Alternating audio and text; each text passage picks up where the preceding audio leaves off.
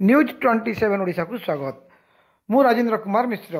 कलाहांडी जिला भवानीपाटणा ठारे पूर्वतन प्रधानमंत्री भारत रत्न श्री अटल बिहारी वाजपेयी जन्म दिवस अवसर में जिला स्तरीय सुशासन दिवस उपरे एक कर्मशाला अनुष्ठित हो जाइछि।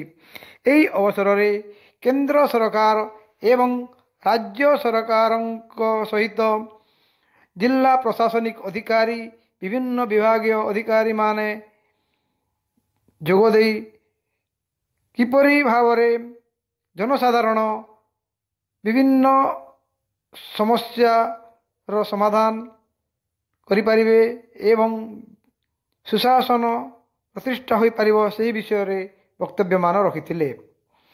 एही अवसर रे कृति प्रतियोगी माननकु पुरस्कार वितरण करा जायतिला।